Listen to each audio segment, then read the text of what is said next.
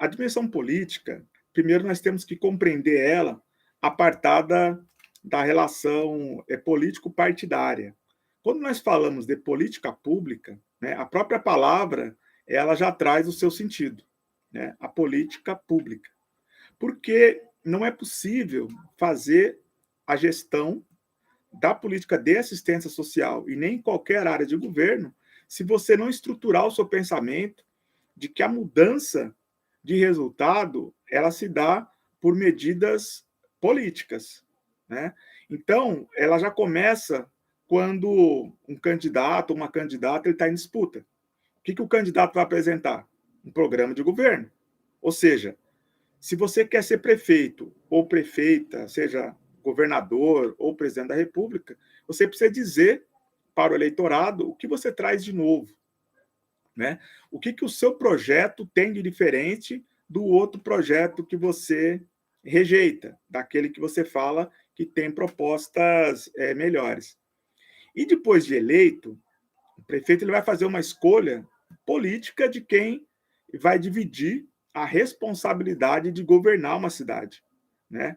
E tudo, vocês percebem que passa pela questão da escolha, né? Então você escolhe um candidato que está concorrendo, que vai ser um prefeito, um governador ou um presidente, né, que está ali responsável, a partir do quê? De uma proposta, e depois de eleito, esse governante vai fazer o quê? Escolhas.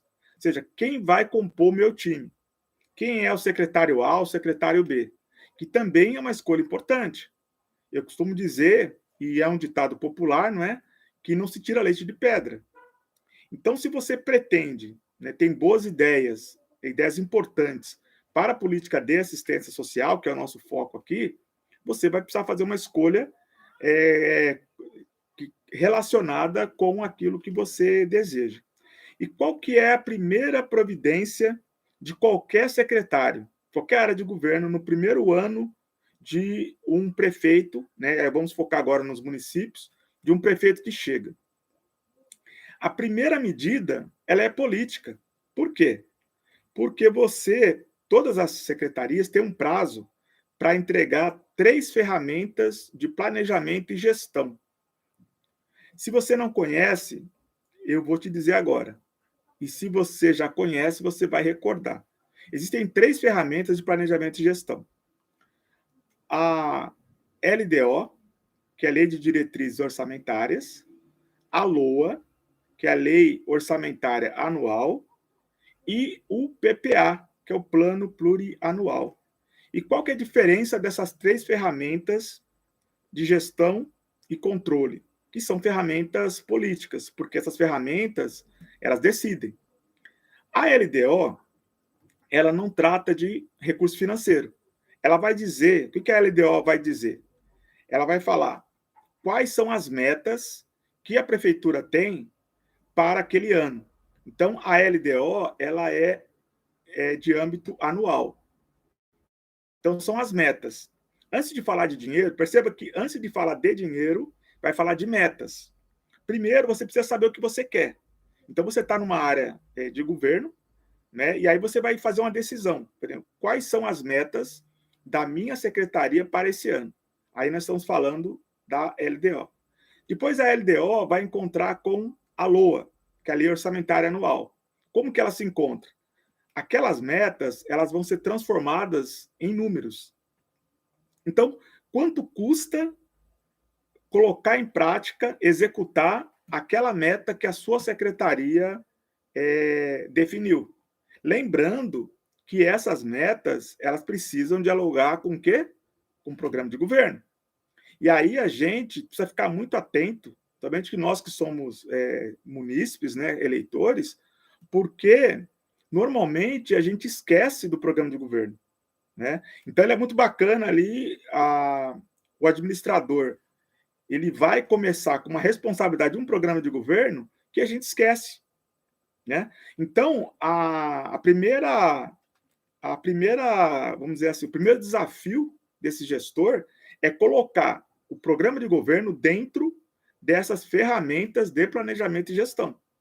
E, normalmente, as pessoas não associam o programa de governo com a LDO, nem com a LOA. E nem, pasmem, nem com o PPA. E aí eu explico o PPA também. Que o PPA, ele é um planejamento para os próximos 4 anos de governo. E não é coincidência que o programa de governo é um programa para 4 anos. Logo, o PPA, ele, pela sua prática, né, pela sua própria justificativa de existência, ele segue o mesmo tempo do PPA. Ou seja, aquele programa de governo, ele não acontece tudo no primeiro ano. Ele é programado, correto? Então, o prefeito, ele tem 4 anos para fazer. Só que tem uma pequena diferença somente, né? Então, sempre um prefeito ou prefeita que entra para fazer a gestão de uma cidade, ele já recebe a, as diretrizes do primeiro ano, né? Então, vou pegar o meu caso, eu fui secretário de assistência social 3 vezes, né? E agora, mais recentemente, em 2021, eu fui secretário de assistência social na cidade de Ubatuba, cidade onde eu moro. Então, o que acontece? Quando você chega numa secretaria, você já pegou as metas direcionadas no ano anterior. Então, o que você vai programar? O próximo ano e também a gestão que entra, ela vai deixar um ano pago, né, planejado para quem chega. E por que as coisas se dão dessa maneira? Não é possível você chegar para administrar uma cidade sem um planejamento já em andamento, né? Por quê? Porque a cidade não pode parar. Então, esse planejamento que foi deixado pela gestão anterior, por questão de responsabilidade, ele precisa ter o seu prosseguimento, ok? Então, nós estamos falando aqui, para começar de falar de política pública, a primeira coisa, então, primeiro, o programa de governo, né, que são as metas do que a área de governo vai executar, e depois são essas 3 ferramentas de gestão que não podem ser esquecidas. Não somente pelos governantes, não pode ser esquecida por nós. Nós não podemos esquecer disso, né? Que é, então, a lei de diretrizes orçamentárias, que vai definir as metas, a lei orgânica anual, que vai definir quanto custa executar essas metas, e o plano plurianual, PPA, que vai dizer o que vai ser realizado nos próximos 4 anos.